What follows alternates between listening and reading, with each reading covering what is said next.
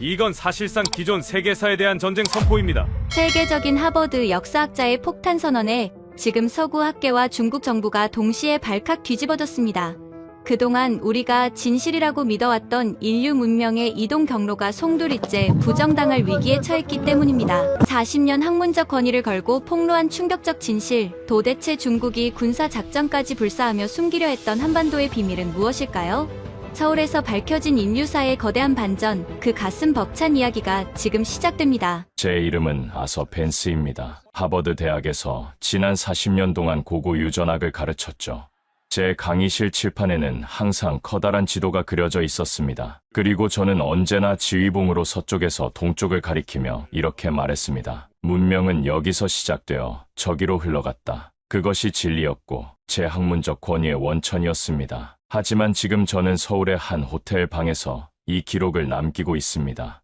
창밖으로 보이는 서울의 야경은 마치 거대한 별들의 바다 같습니다. 40년 전 제가 그토록 무시했던 동쪽 끝의 작은 나라가 사실은 거대한 문명의 시원지였다는 사실을 알게 된 지금, 저 불빛 하나하나가 예사롭게 보이지 않습니다.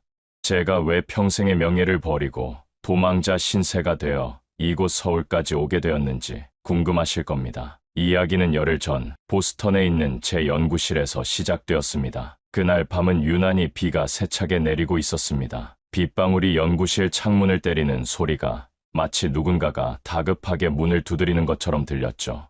제 책상 위에는 헝가리 부다페스트 외곽의 고대 마자르족 무덤과 이스라엘 텔 메기도 유적에서 갓 도착한 유골 샘플 분석 결과가 놓여 있었습니다. 전혀 다른 시공간이었습니다. 하나는 10세기 헝가리 초원이고 다른 하나는 기원전 15세기의 중동 지역이었으니까요. 당연히 두 샘플의 DNA 구조는 완전히 달라야 했습니다. 그게 상식이니까요.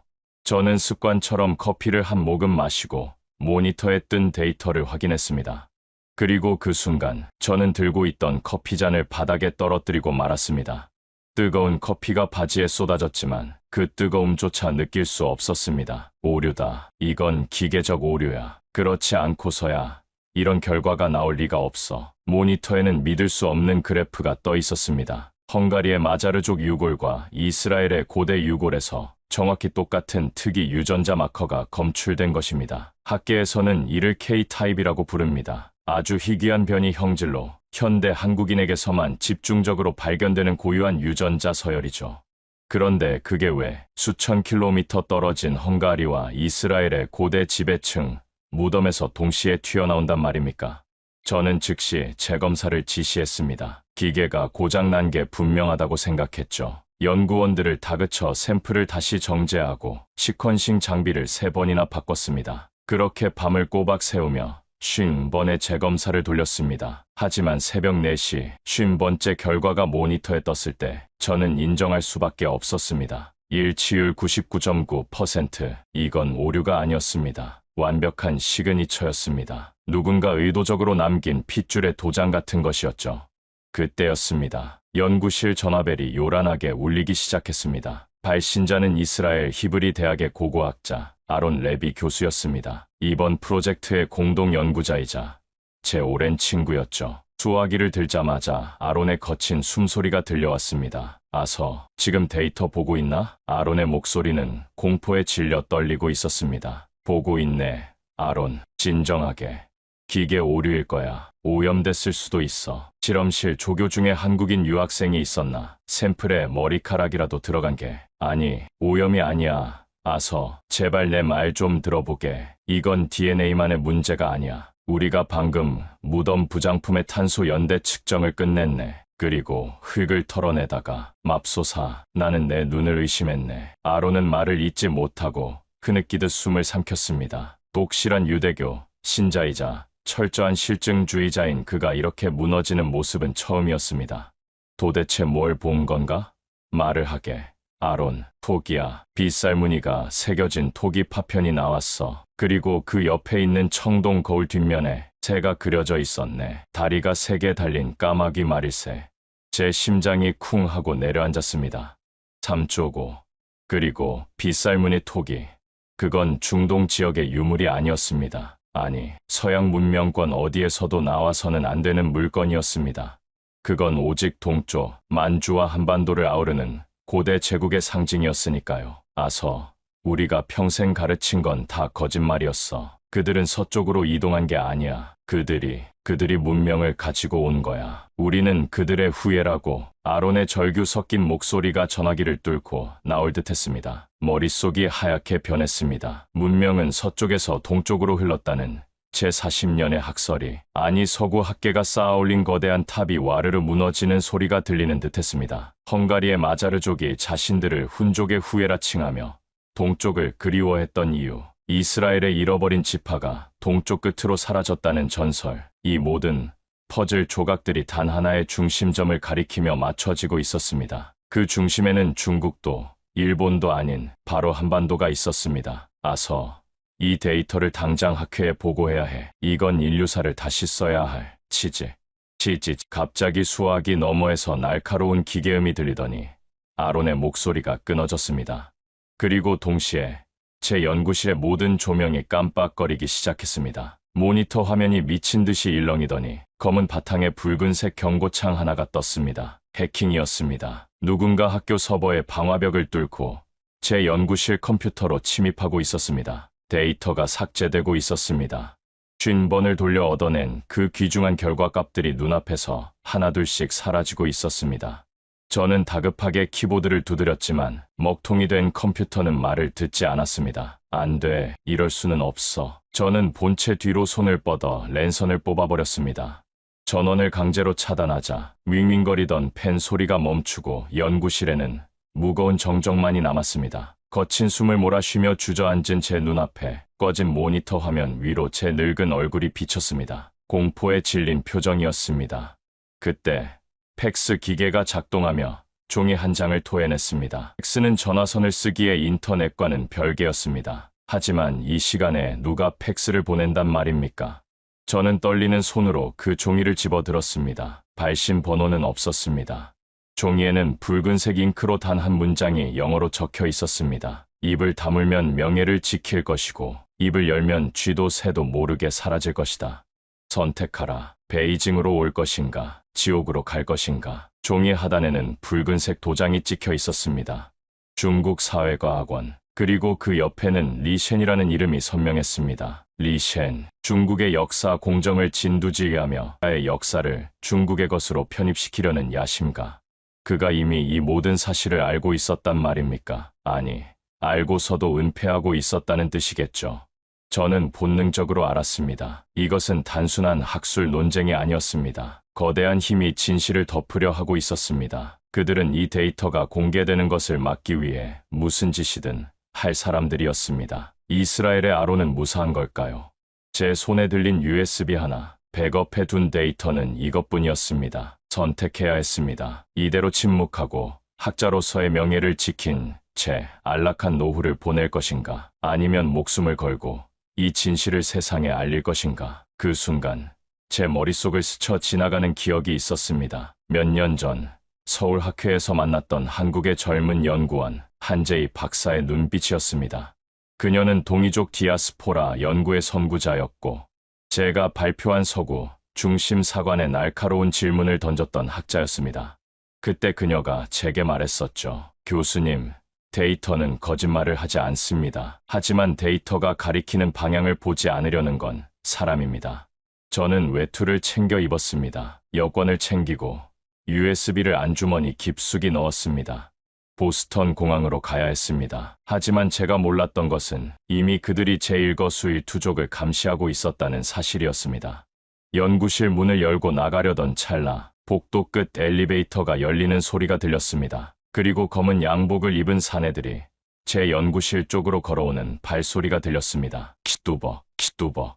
그 발소리는 제 심장을 조여왔습니다. 저는 황급히 연구실 문을 잠그고 뒷문으로 향했습니다. 비상계단으로 뛰기 시작했습니다. 60대의 늙은 교수가 감당하기엔 벅찬 속도였지만 멈출 수 없었습니다. 빗줄기는 더욱 거세졌고 새벽의 어둠은 짙게 깔려 있었습니다. 베이징이 보낸 초대장은 명백했습니다. 협박이었죠. 하지만 저는 그들의 초대에 응하기로 결심했습니다. 단, 그들이 원하는 방식이 아닌 저만의 방식으로 말이죠. 적의 심장부로 들어가야만 확인할 수 있는 것이 있었습니다. 그들이 20년 전부터 은폐해왔다는 1급 기밀, 만주와 한반도의 국경에 숨겨진 그 비밀을 직접 내 눈으로 확인해야 했습니다. 비상구를 박차고 나와 빗속으로 뛰어들며 저는 다짐했습니다. 이 USB는 단순한 데이터가 아니다. 이것은 잃어버린 문명의 핏줄이다. 그리고 그 핏줄의 주인은 반드시 자신의 이름을 되찾아야 한다. 택시를 잡아탄 저는 기사에게 공항을 말했습니다. 그들이 공항을 지키고 있을지도 모른다는 생각에 두려웠지만 시간이 없었습니다. 가장 위험한 곳에 가장 안전한 진실이 숨겨져 있을 테니까요. 그런데 택시 라디오에서 뉴스 속보가 흘러나왔습니다. 이스라엘 히브리 대학의 연구실에서 원인 모를 화재가 발생했습니다. 현재 아론 레비 교수는 병원으로 긴급 이송되었으며 연구 자료 대부분이 소실된 것으로 알려졌습니다. 제 손이 부들부들 떨렸습니다. 아론, 결국 그들이 움직이기 시작한 겁니다. 아론이 살아있다는 사실에 안도했지만 이건 경고였습니다. 다음 차례는 저라는 명백한 신호였죠. 저는 USB를 쥔 손에 더욱 힘을 주었습니다. 이제 되돌릴 수 없습니다. 저는 베이징행 비행기를 타야만 했습니다. 가장 위험한 곳에 가장 안전한 진실이 숨겨져 있을 테니까요. 비행기 안에서 저는 한재희 박사에게 암호화된 이메일을 보냈습니다. 그녀는 몇 년 전 학회 이후로도 꾸준히 연락을 주고받았던 사이였고 동이족 연구에 관해서는 누구보다 열정적인 학자였습니다. 준비하게, 내가 그쪽으로 가네. 하지만 내 손에는 당신들이 상상하는 것보다 훨씬 더 위험한 물건이 들려 있을 걸세. 비행기가 이륙하는 순간 저는 창밖을 보며 생각했습니다. 인류 문명의 시계바늘을 다시 돌릴 시간이라고요. 베이징 서우두 국제공항에 내렸을 때 새벽 5시였습니다. 비행기 안에서 한숨도 자지 못했습니다. 창밖으로 보이는 중국 대륙의 불빛들이 마치 저를 삼키려는 거대한 괴물의 눈동자처럼 느껴졌거든요. 입국 심사대를 통과하는 순간 예감이 적중했습니다. 검은 양복을 입은 사내 3명이 저를 기다리고 있었습니다. 가운데 선 남자가 유창한 영어로 말했습니다. 벤스 교수님, 환영합니다. 리셴 부원장님께서 직접 마중 나오셨습니다. 저는 심장이 철렁 내려앉는 것을 느꼈습니다. 리셴, 그 이름을 직접 듣는 순간 제가 얼마나 위험한 곳에 발을 들여놓았는지 실감했습니다. 공항 VIP 출구로 안내받았습니다. 검은색 아우디 3대가 줄지어 서 있었습니다. 가운데 차량 뒷문이 열리더니 한 남자가 내렸습니다. 50대 중반쯤으로 보였습니다. 은퇴 안경 뒤로 날카로운 눈빛이 번뜩였습니다. 벤스 교수님, 직접 뵙게 되어 영광입니다. 리셴이었습니다. 그는 능숙한 미소를 지으며 손을 내밀었습니다. 저는 그 손을 잡았습니다. 차가웠습니다. 뱀의 피부처럼요. 현명한 선택을 하셨습니다. 교수님의 학문적 업적을 존경해왔습니다. 저는 최대한 평온한 표정을 유지했습니다. 저도 중국의 고고학 연구에 관심이 많았습니다. 차에 올라타자마자 리셴이 손을 내밀었습니다. 휴대폰을 주시죠. 보안상의 이유입니다. 거절할 수 없었습니다. 휴대폰을 건네주었습니다. 다행히 USB는 양말 속에 숨겨두었습니다. 그들이 그것까지 수색하지는 않았습니다. 차는 베이징 시내를 가로질러 달렸습니다. 창밖으로 거대한 건물들이 스쳐 지나갔습니다. 천안문 광장이 보였습니다. 마오쩌둥의 초상화가 새벽 조명 아래 붉게 빛나고 있었습니다. 교수님, 솔직히 말씀드리죠. 리셴이 입을 열었습니다. 우리는 교수님의 연구 결과를 이미 알고 있습니다. 헝가리와 이스라엘 샘플의 K타입 유전자 분석 결과 말입니다.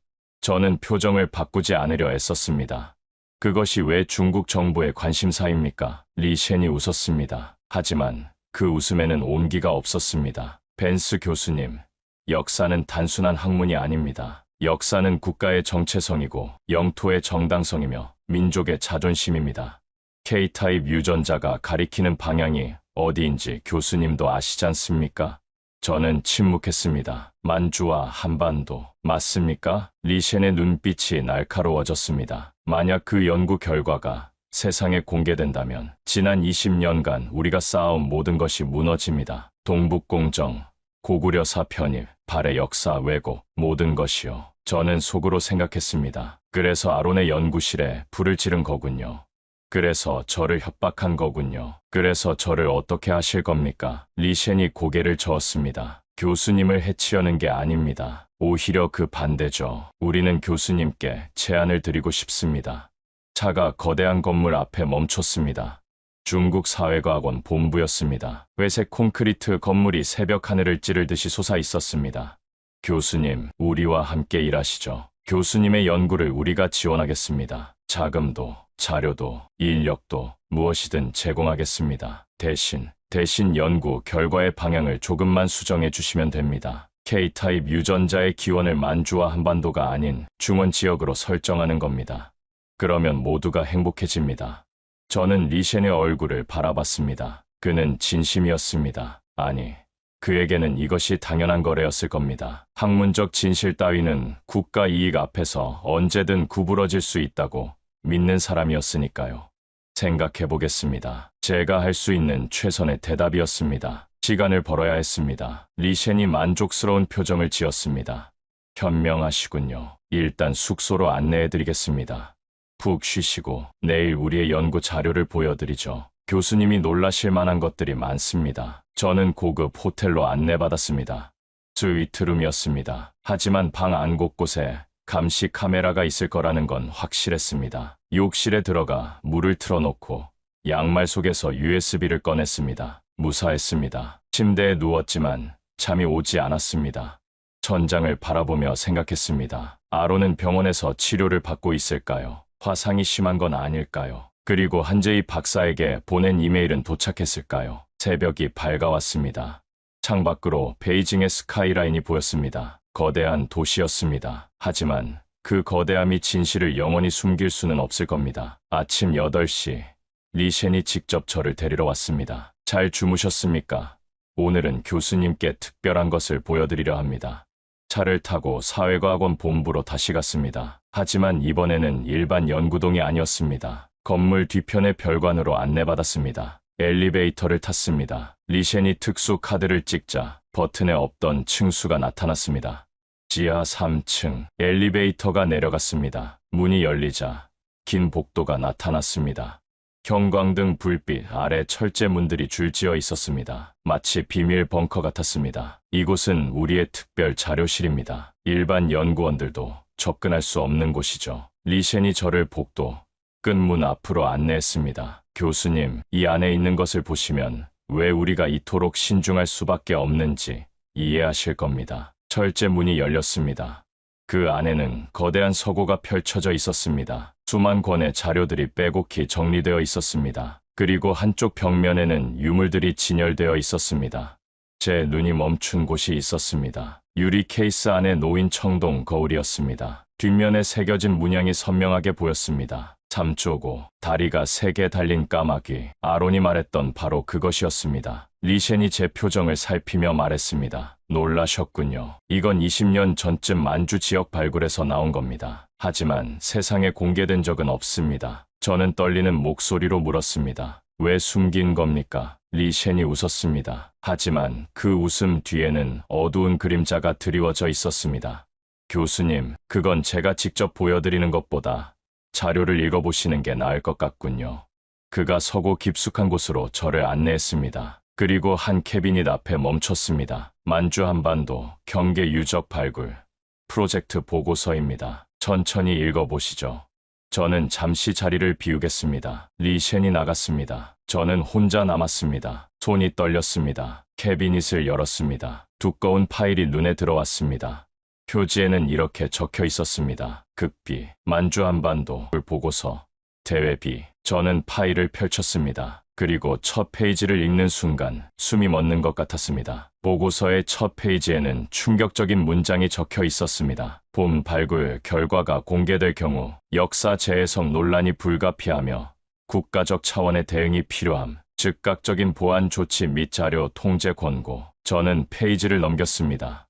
손이 떨렸습니다. 중국 사회과학원 발굴팀은 만주와 한반도, 경계 지역에서 대규모 유적을 발견했습니다. 기원전 20세기에서 기원전 5세기에 이르는 고대 유적이었습니다. 수백 기의 무덤이 발굴되었고 그 안에서 나온 유골과 유물들은 상상을 초월했습니다. 보고서에는 DNA 분석 결과가 첨부되어 있었습니다. 제 눈이 숫자에 고정되었습니다. K타입 유전자 검출률 94.7%. 24구의 유골 중 23구에서 K타입 유전자가 검출되었습니다. 그것도 가장 순수한 형태로요. 변이가 거의 없는 원형 그대로였습니다. 저는 다음 페이지를 넘겼습니다. 유물 분석 결과였습니다. 빗살무늬 토기 347점, 문양 청동기 89점, 비파형 동검 156점. 이 모든 유물들은 한반도와 만주 지역의 고유한 특징을 가지고 있었습니다. 중원 문명과는 완전히 다른 계통이었습니다. 하지만 더 충격적인 것은 그 다음이었습니다. 탄소 연대 측정 결과 이 유적은 중원 문명보다 최소 500년 앞선 것으로 확인되었습니다. 그리고 유물들의 확산 패턴을 분석한 결과 놀라운 결론이 도출되었습니다. 문명의 이동 방향은 동쪽에서 서쪽으로 추정됨. 저는 보고서를 내려놓았습니다. 머리가 어지러웠습니다. 40년입니다. 저는 40년 동안 정반대의 것을 가르쳐왔습니다. 문명은 서쪽에서 동쪽으로 흘렀다고요. 메소포타미아에서 인더스로, 인더스에서 중국으로, 중국에서 한반도로. 그것이 정설이었고 제 학문적 권위의 기반이었습니다. 하지만 이 보고서가 사실이라면 모든 것이 뒤집힙니다. 문명은 동쪽에서 시작되었습니다. 한반도와 만주 지역에서요. 그리고 그들 민족은 서쪽으로 이동했습니다. 몽골을 거쳐 중앙아시아로, 중앙아시아에서 헝가리로, 그리고 중동까지. 아론이 이스라엘에서 발견한 K타입 유전자, 헝가리 마자르족 무덤에서 나온 똑같은 유전자 마커, 이 모든 것이 하나의 선으로 연결되었습니다. 저는 보고서의 마지막 페이지를 펼쳤습니다. 거기에는 결론과 권고 사항이 적혀 있었습니다. 본 연구 결과는 대외적으로 공개 불가. 모든 자료는 1급 기밀로 분류하여 연구 보관할 것. 발굴 현장은 즉시 매립하고 관련 연구원들에게는 비밀 유지 서약을 받을 것. 위반 시 국가보안법 적용. 그들은 알고 있었습니다. 20년 전부터요. 하지만 숨겼습니다. 왜? 이 진실이 공개되면 그들이 쌓아온 역사 해석이 무너지니까요. 고구려와 발해를 중국 역사로 편입시키려던 모든 노력이 물거품이 되니까요.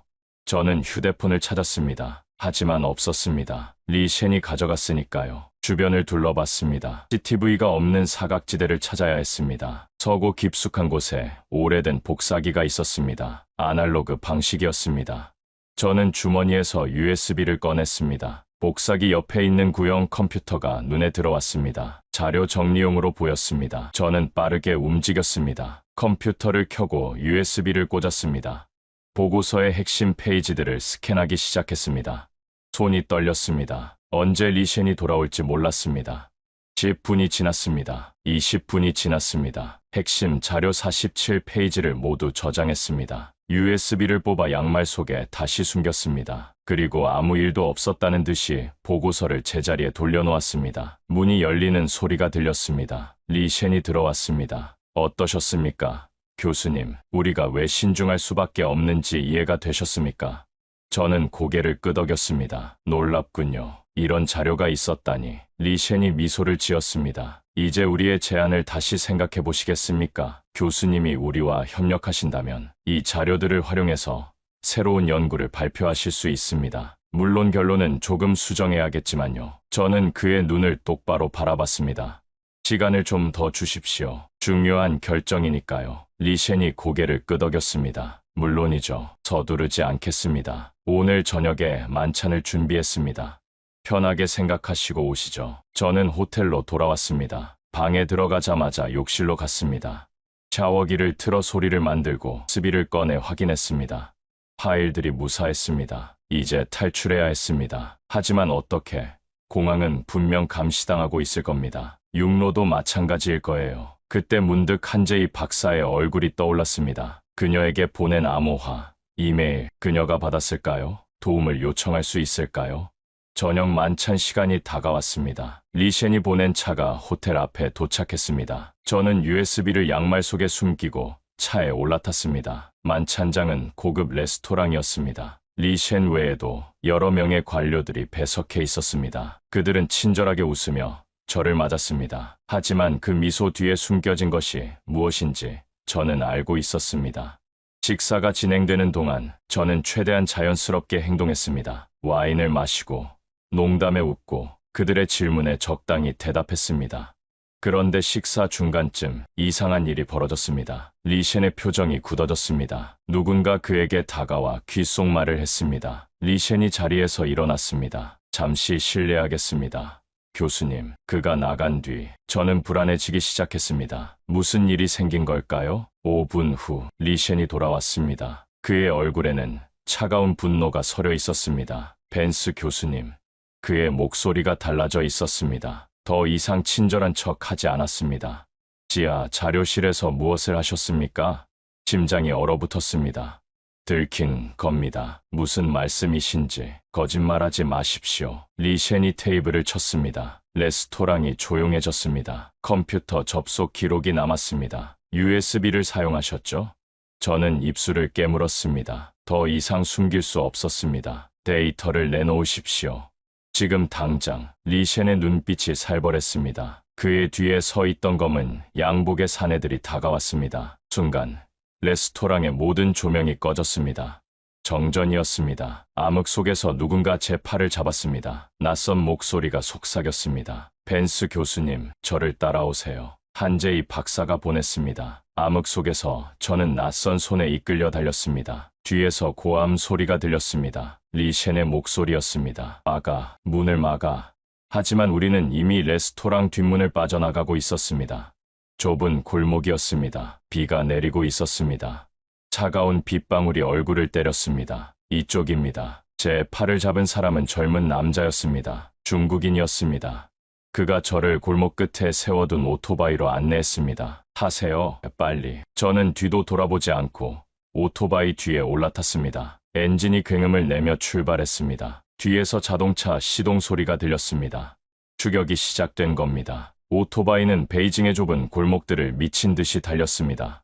제 심장은 터질 것 같았습니다. 60대의 늙은 교수가 이런 추격전을 경험할 줄은 꿈에도 몰랐습니다. 당신은 누굽니까? 제가 소리쳤습니다. 바람 소리 때문에 잘 들리지 않았습니다. 한제이 박사의 네트워크입니다. 자세한 건 나중에요. 오토바이가 갑자기 방향을 틀었습니다. 좁은 골목으로 들어갔습니다. 뒤따르던 자동차는 들어올 수 없는 폭이었습니다. 타이어 끼익 소리와 함께 추격자들이 멈추는 소리가 들렸습니다. 하지만 안심할 수 없었습니다. 그들은 곧 다른 루트로 쫓아올 겁니다. 10분쯤 달렸을까요? 오토바이가 어느 낡은 건물 앞에 멈췄습니다. 간판도 없는 창고 같은 곳이었습니다. 안으로 들어가세요. 안에 사람이 기다리고 있습니다. 저는 건물 안으로 들어갔습니다. 어두웠습니다. 손전등 불빛이 켜졌습니다. 그리고 한 여성의 목소리가 들렸습니다. 벤스 교수님, 오래 기다렸습니다. 익숙한 목소리였습니다. 불빛이 그녀의 얼굴을 비췄습니다. 한제이 박사였습니다. 한 박사, 어떻게 여기에?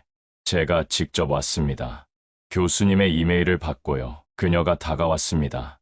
30대 초반의 젊은 연구자였습니다. 하지만 그녀의 눈빛에는 비범한 결의가 서려 있었습니다. USB는 가지고 계시죠? 저는 양말에서 USB를 꺼냈습니다. 한제이 박사가 그것을 받아들었습니다. 극비 보고서를 찾으셨군요. 대단하십니다. 당신이 이런 네트워크를 가지고 있는 줄 몰랐습니다. 한제이 박사가 미소를 지었습니다. 중국 내에도 진실을 알고 싶어하는 사람들이 있습니다. 역사 왜곡에 반대하는 학자들, 양심적인 연구원들. 그들이 저를 도와주고 있습니다. 몇 년 전 학회에서 교수님을 만난 뒤로 저희는 이런 날을 준비해왔습니다. 그녀가 시계를 확인했습니다. 시간이 없습니다. 공항과 주요 도로는 이미 봉쇄됐을 겁니다. 다른 루트를 써야 합니다. 어디로 갑니까? 몽골 국경입니다. 거기서 울란바토르로 가는 비행기를 탈 겁니다. 울란바토르에서 서울로. 저는 고개를 끄덕였습니다. 선택의 여지가 없었습니다. 한제이 박사가 창고 안쪽을 가리켰습니다. 낡은 트럭 한 대가 서 있었습니다. 화물칸이 달린 트럭이었습니다. 화물칸에 숨어 계셔야 합니다. 불편하시겠지만 다른 방법이 없습니다. 저는 트럭 화물칸에 올라탔습니다. 안에는 담요와 물, 그리고 간단한 음식이 준비되어 있었습니다. 여정이 길 겁니다. 최소 15시간은 걸립니다.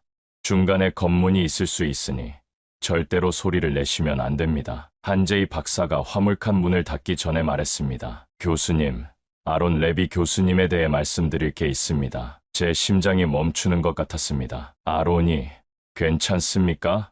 한재희 박사가 고개를 끄덕였습니다. 살아있습니다. 화재에서 탈출하셨지만 화상을 입으셨어요. 지금 이스라엘 병원에서 치료 중이시고 상태가 안정되는 대로 서울로 오실 예정입니다. 눈물이 핑 돌았습니다. 아론. 그가 살아있다니. 비록 다쳤지만 목숨은 건졌다니. 서울에서 다시 만나시게 될 겁니다. 힘내세요, 교수님. 화물칸 문이 닫혔습니다. 암흑이 저를 삼켰습니다. 트럭 엔진이 시동을 걸었습니다. 차체가 흔들리며 출발했습니다. 저는 담요를 뒤집어 쓰고 웅크렸습니다. 트럭이 달리는 동안 저는 생각했습니다. 지난 며칠간 벌어진 일들을요. 보스턴의 연구실, 아론의 전화, 해킹과 협박, 베이징의 리셴, 지하 3층의 비밀 보고서, 그리고 지금 이 순간 문명은 서쪽에서 동쪽으로 흘렀다. 저는 40년 동안 그렇게 가르쳤습니다. 하지만 그것은 거짓이었습니다. 아니, 절반의 진실이었을 뿐입니다. 동쪽에서 서쪽으로도 문명은 흘렀습니다. 아니, 어쩌면 그것이 더 먼저였을 수도 있습니다. K타입 유전자, 3조고, 빗살무늬 토기, 극비 보고서, 이 모든 증거들이 가리키는 곳은 하나였습니다. 한반도와 만주, 동이족의 땅. 트럭이 덜컹거렸습니다. 아마 비포장도로로 들어선 것 같았습니다. 저는 눈을 감았습니다. 잠이 오지 않았지만 체력을 아껴야 했습니다. 몇 시간이 지났을까요? 트럭이 멈추는 것을 느꼈습니다. 바깥에서 목소리가 들렸습니다. 중국어였습니다. 검문이었습니다. 심장이 쿵쾅거렸습니다. 숨을 죽였습니다. 바깥에서 대화가 오갔습니다. 긴장된 몇 분이 흘렀습니다. 그리고 트럭이 다시 출발했습니다. 통과한 겁니다. 그렇게 15시간이 넘게 흘렀습니다. 트럭이 마침내 완전히 멈췄습니다. 화물칸 문이 열렸습니다. 눈부신 햇살이 쏟아져 들어왔습니다. 한재희 박사의 얼굴이 보였습니다. 교수님, 도착했습니다. 여기는 몽골입니다. 저는 화물칸에서 내렸습니다. 다리가 후들거렸습니다. 주변을 둘러봤습니다. 끝없는 초원이 펼쳐져 있었습니다. 울란바토르 공항까지 2시간 거리입니다. 거기서 서울행 비행기를 탑니다. 저는 하늘을 올려다봤습니다. 맑고 푸른 몽골의 하늘이었습니다. 중국의 그림자에서 벗어났습니다. 하지만 진짜 싸움은 이제부터였습니다. 인천국제공항에 도착한 것은 밤 9시였습니다. 입국장을 나서는 순간 한재희 박사의 동료 연구원이 저를 맞았습니다.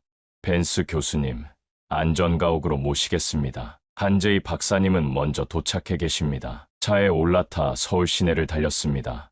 창밖으로 네온사인들이 반짝이고 있었습니다. 서울의 밤은 화려했습니다. 안전가옥은 강남의 한 오피스텔이었습니다.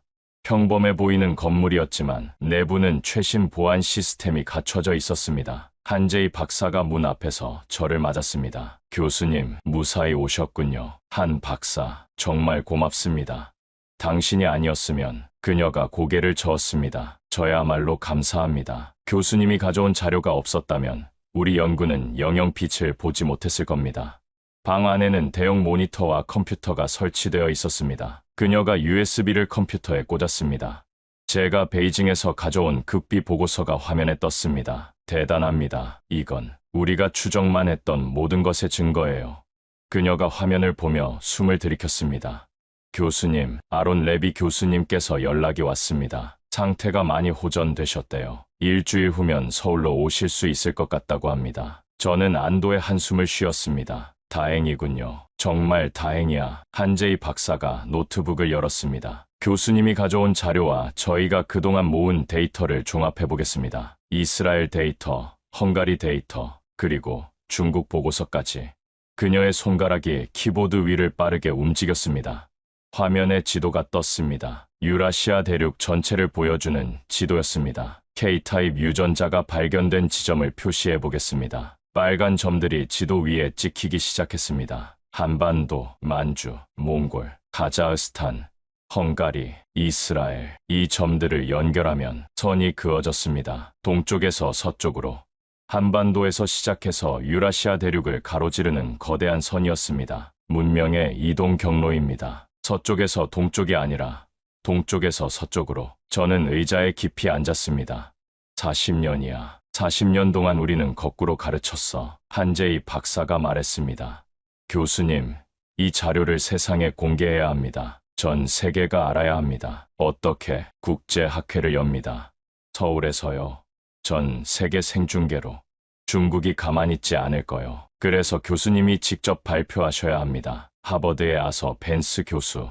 서양학계의 권위자가 직접 발표하면 중국도 함부로 부정하기 어려울 겁니다. 아론 교수님이 회복되시면 함께 발표하시는 게 더욱 좋겠죠. 저는 한재희 박사를 바라봤습니다. 젊은 학자였지만 그녀는 이 상황을 정확히 파악하고 있었습니다. 학회 준비는 얼마나 걸립니까? 일주일이면 됩니다. 이미 준비를 시작했거든요. 그녀가 미소를 지었습니다. 교수님의 이메일을 받은 순간부터요. 저는 고개를 끄덕였습니다. 이제 돌아갈 수 없었습니다. 앞으로 나아가는 것만이 유일한 길이었습니다. 그날 밤, 저는 창밖을 바라보며 생각했습니다. 서울의 불빛들이 별처럼 빛나고 있었습니다. 40년 전, 저는 이 도시를 그저 동쪽 끝의 작은 나라로 여겼습니다. 문명의 수혜자, 역사의 변방. 하지만 이제 알았습니다. 이곳이 시작이었다는 것을요. 문명의 시원지, 인류 이동의 출발점, 동이족의 고향. 역사는 다시 쓰여야 했습니다. 그리고 그 첫 페이지를 쓸 사람은 바로 저와 곧 합류할 아론이었습니다. 학회 발표 이틀 전이었습니다. 아론이 서울에 도착했습니다. 인천공항에서 그를 만났을 때 저는 눈물을 참을 수 없었습니다.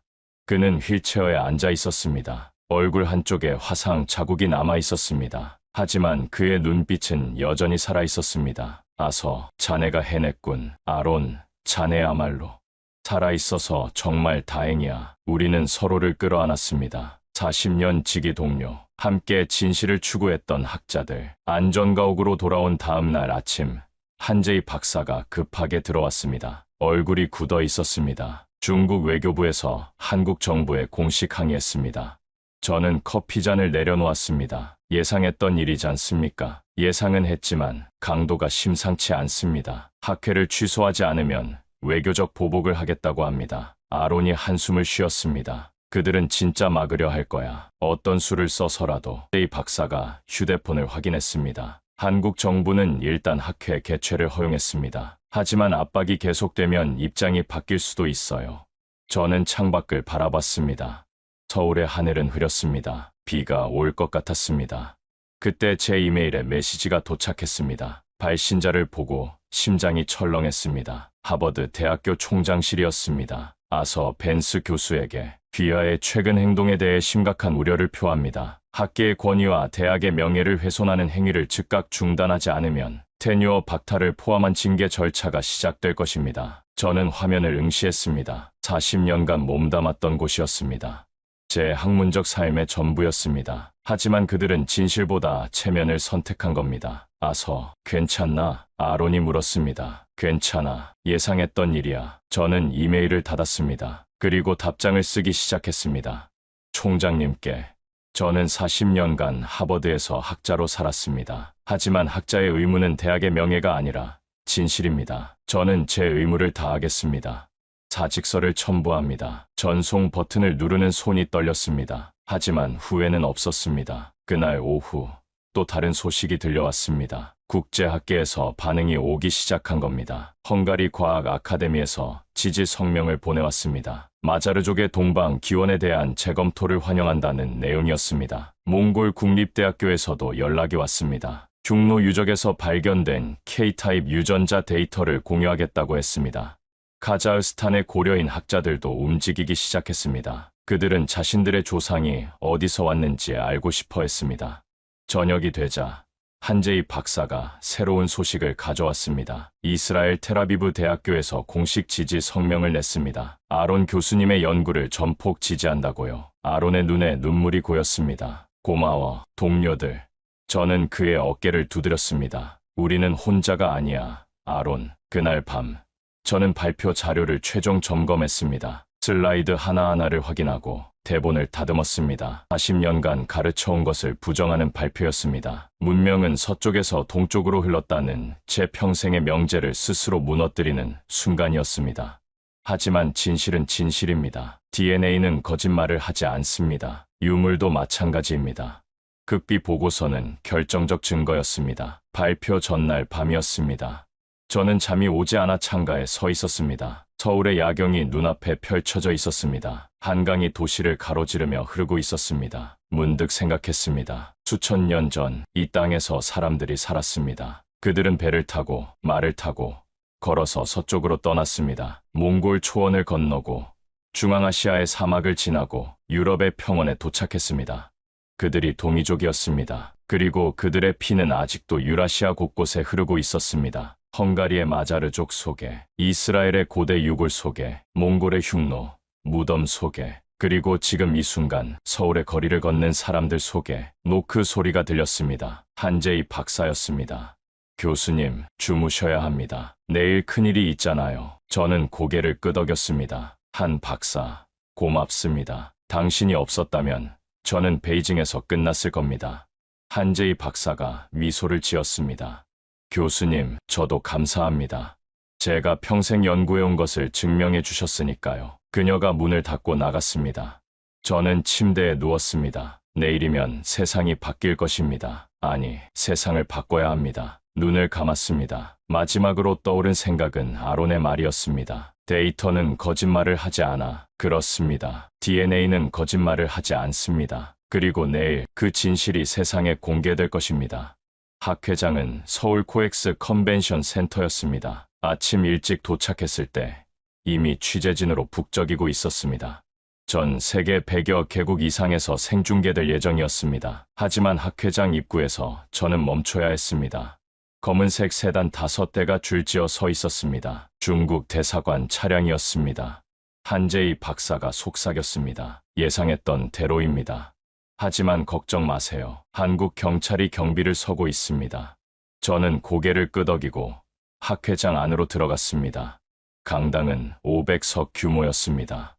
거의 모든 좌석이 차 있었습니다. 세계 각국에서 온 학자들, 기자들, 그리고 외교관들이 앉아 있었습니다. 앞줄 한쪽에 중국 대표단이 자리 잡고 있었습니다. 그들의 표정은 굳어 있었습니다. 리셰는 보이지 않았지만 그의 부하들이 분명했습니다. 저는 대기실로 갔습니다. 아론이 먼저 와 있었습니다. 휠체어에 앉아 발표 자료를 검토하고 있었습니다.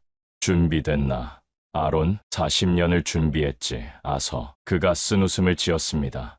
시간이 되었습니다. 사회자가 저를 소개했습니다. 하버드 대학교 고고유전학과 아서 벤스 교수님을 모시겠습니다. 박수 소리와 함께 저는 무대 위로 올라갔습니다. 조명이 눈부셨습니다. 수백 개의 시선이 저를 향하고 있었습니다. 마이크 앞에 섰습니다. 심호흡을 했습니다. 그리고 입을 열었습니다. 저는 40년 동안 틀렸습니다. 강당이 술렁였습니다. 카메라 셔터 소리가 터져 나왔습니다. 40년 동안 저는 학생들에게 가르쳤습니다. 문명은 서쪽에서 동쪽으로 흘렀다고요. 메소포타미아에서 인더스로, 인더스에서 중국으로, 중국에서 한반도로. 그것이 정설이었고 저는 그 정설을 의심하지 않았습니다. 스크린에 지도가 떴습니다. 하지만 DNA는 다른 이야기를 하고 있었습니다. 빨간 점들이 지도 위에 나타나기 시작했습니다. 이스라엘 텔 메기도 유적, 기원전 15세기, K타입 유전자 검출, 헝가리 마자르족 무덤, 10세기, 동일한 K타입 유전자 검출, 몽골 흉노 유적, 기원전 3세기, K타입 유전자 검출, 그리고 만주와 한반도, 경계 지역, 기원전 20세기, K타입 유전자 원형 발견. 점들이 선으로 연결되었습니다. 동쪽에서 서쪽으로 뻗어나가는 선이었습니다. 이 선이 말하는 것은 하나입니다. 문명은 동쪽에서 서쪽으로도 흘렀습니다. 아니, 어쩌면 그것이 더 먼저였을 수도 있습니다. 강당이 조용해졌습니다. 숨소리조차 들리지 않았습니다. 동이족. 저는 그 단어를 또렷하게 발음했습니다.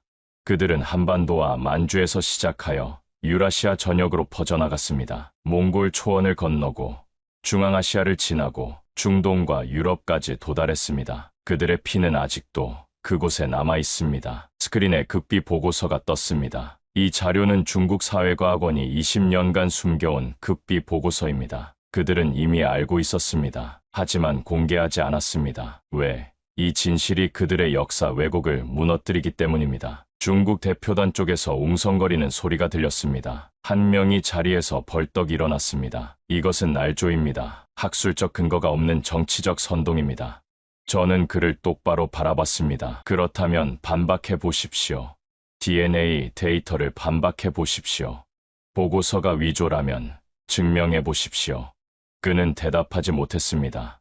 그리고 동료들과 함께 자리를 박차고 나갔습니다. 강당에 박수가 터져 나왔습니다. 처음에는 몇 명이었습니다. 하지만 금세 전체로 퍼졌습니다. 기립 박수였습니다. 저는 마이크 앞에서 잠시 멈췄습니다. 눈시울이 뜨거워졌습니다. 저는 오늘 40년간의 오류를 바로잡습니다. 그리고 이 자리에서 제안합니다. 스크린에 새로운 슬라이드가 떴습니다. 동이족 디아스포라 국제학회, 한국, 헝가리, 이스라엘, 몽골, 카자흐스탄. 우리는 함께 연구하고 함께 진실을 밝혀야 합니다. 아론 레비가 무대 위로 올라왔습니다. 휠체어를 밀고 왔습니다. 그가 마이크 앞에 섰습니다. 저는 아론 레비입니다. 히브리 대학교 고고학과 교수입니다. 저도 평생 틀린 것을 가르쳤습니다. 하지만 이제 알았습니다. 진실은 숨길 수 없습니다. DNA는 거짓말을 하지 않습니다. 다시 박수가 터졌습니다. 더 뜨거운 박수였습니다. 한재희 박사가 무대 위로 올라왔습니다. 저는 한재희입니다. 서울대학교 고대유 전체연구소 소속입니다. 오늘 이 자리는 끝이 아니라 시작입니다. 우리는 함께 새로운 역사를 쓸 것입니다. 강당 전체가 환호했습니다. 카메라 플래시가 쉴 새 없이 터졌습니다. 저는 무대 위에서 창밖을 바라봤습니다. 서울의 하늘이 보였습니다. 맑고 푸른 하늘이었습니다. 40년 전, 저는 이 하늘을 무시했습니다. 동쪽 끝의 작은 나라라고 생각했습니다. 하지만 이제 알았습니다. 이곳이 시작이었다는 것을요.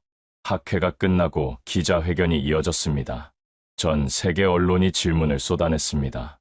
교수님, 중국 정부의 반응이 어떨 것으로 예상하십니까? 그들은 부정하겠죠. 하지만 DNA는 거짓말을 하지 않습니다.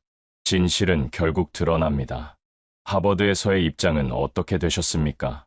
저는 사직했습니다. 학자의 의무는 대학의 명예가 아니라 진실입니다. 기자회견이 끝났습니다. 저는 한재희 박사, 아론과 함께 강당을 나왔습니다. 밖에는 사람들이 기다리고 있었습니다. 한국인들이었습니다. 그들은 태극기를 흔들며 환호하고 있었습니다. 감사합니다. 우리 역사를 밝혀주셔서 감사합니다.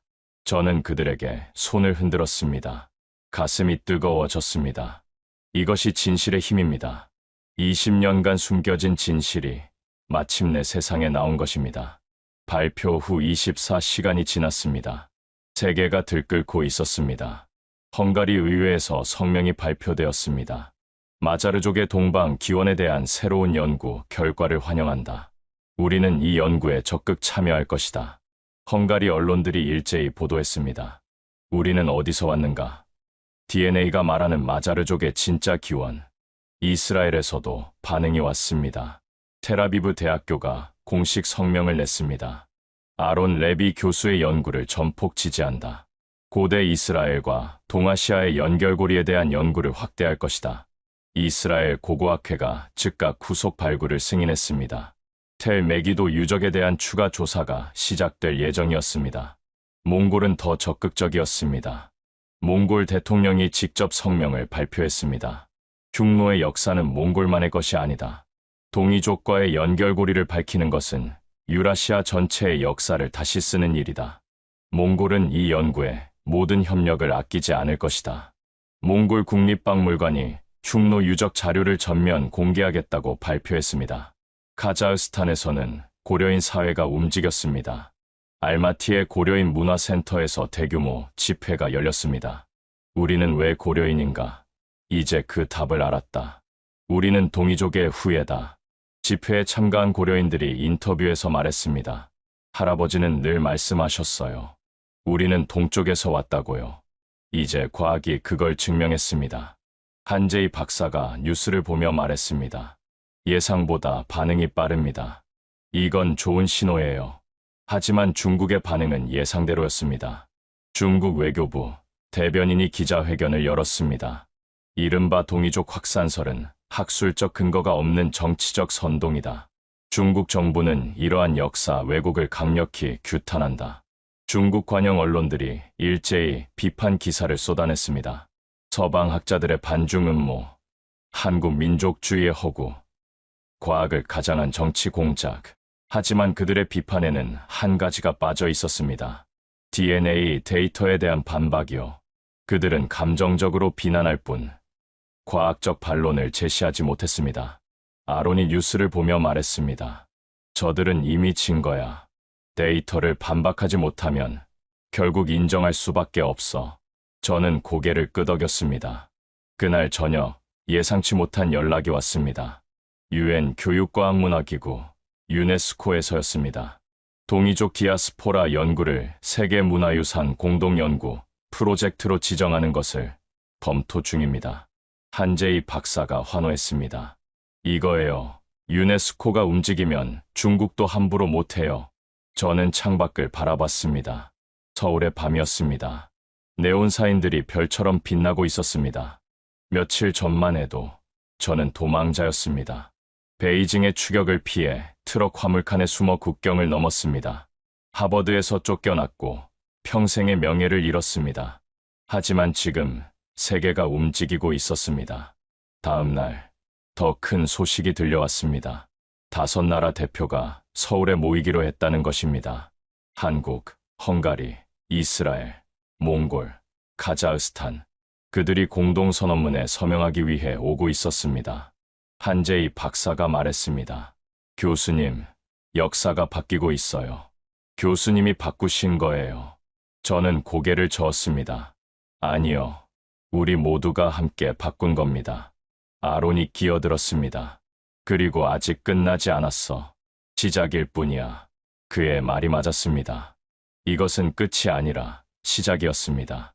서명식은 서울 국립중앙박물관에서 열렸습니다. 5나라 대표가 한자리에 모였습니다.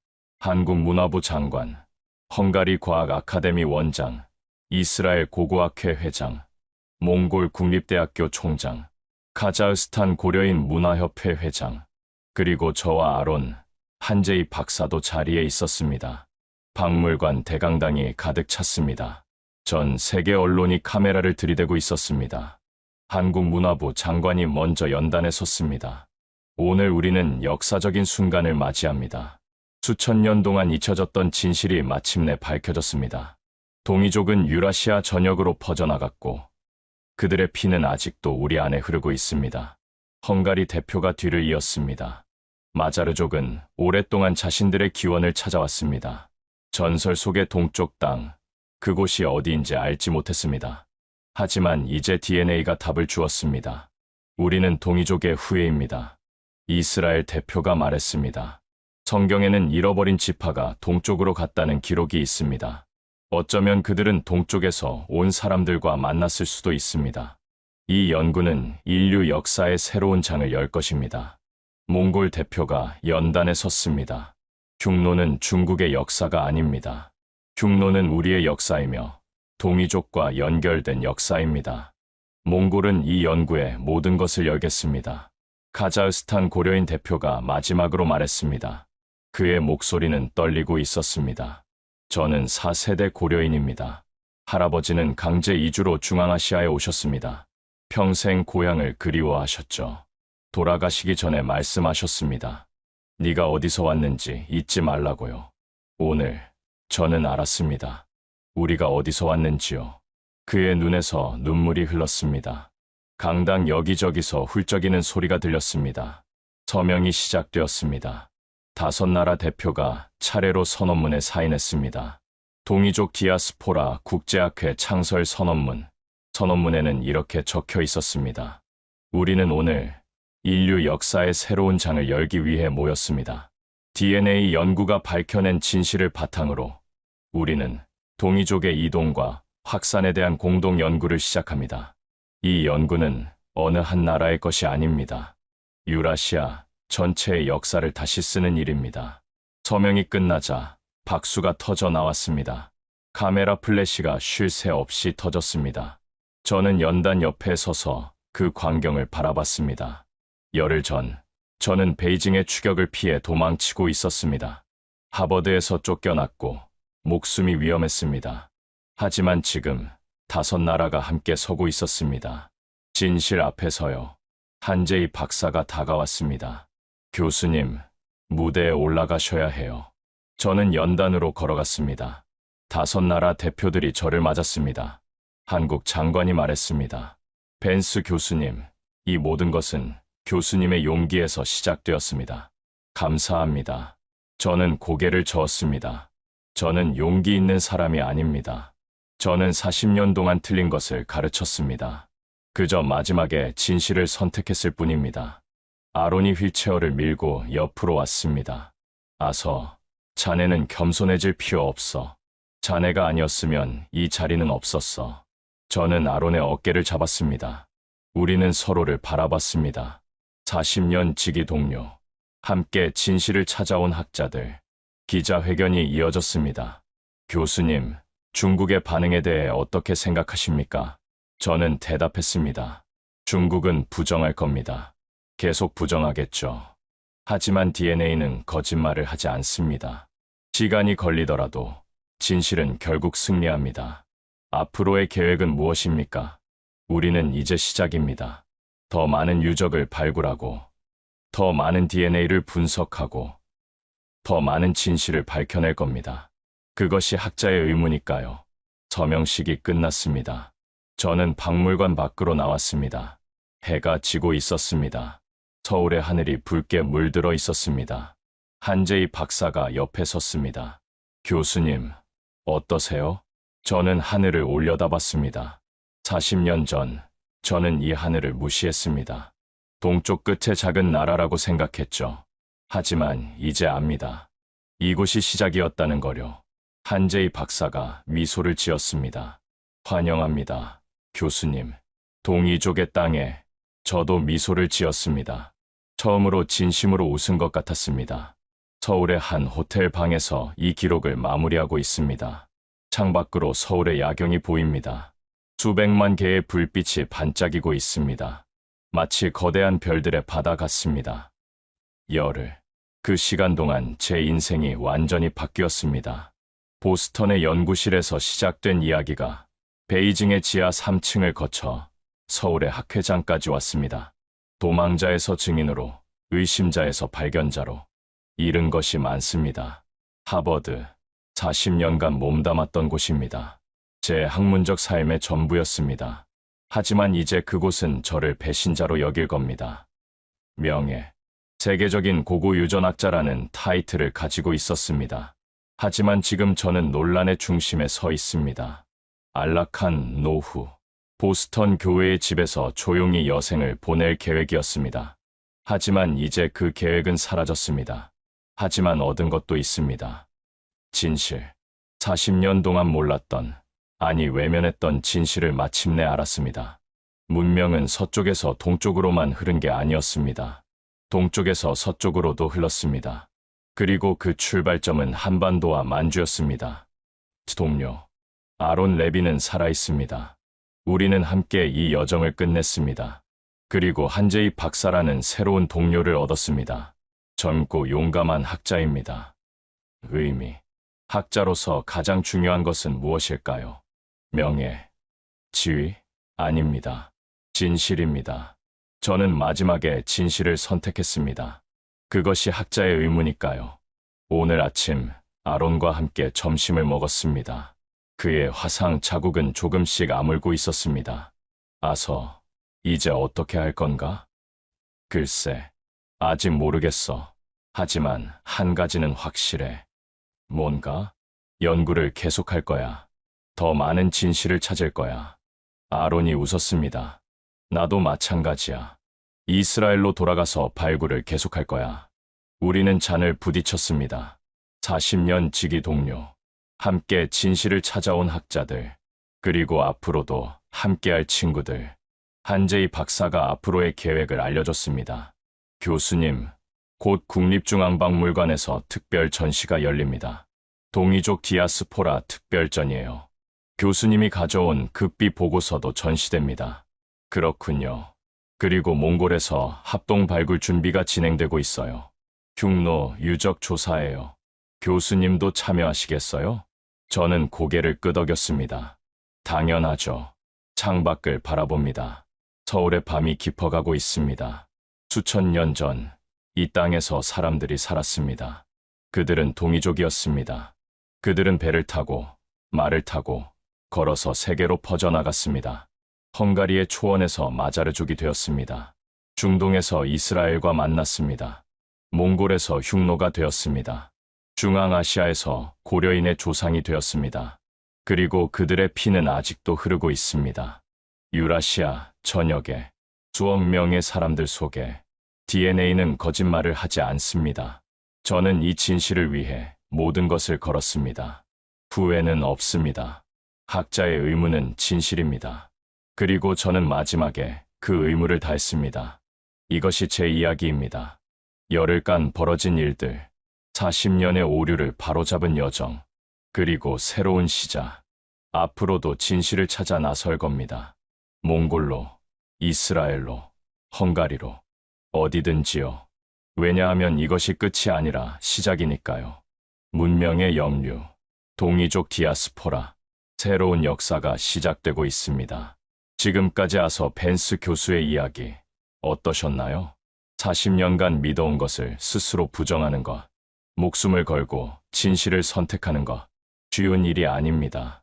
하지만 그것이 진짜 학자의 길입니다. DNA는 거짓말을 하지 않습니다. 삼조고와 빗살무늬 토기도 마찬가지입니다. 우리의 역사는 우리가 생각했던 것보다 훨씬 웅장했습니다. 잊혀진 동이족의 역사를 세상에 알리기 위해 이 영상을 공유해주세요. 구독과 좋아요, 알림 설정까지 부탁드립니다. 댓글에 동이족의 후예를 남겨주세요. 다음 이야기에서 뵙겠습니다. 에서 뵙겠습니다. 에서 뵙겠습니다. 에서 뵙겠습니다. 에서 뵙겠습니다.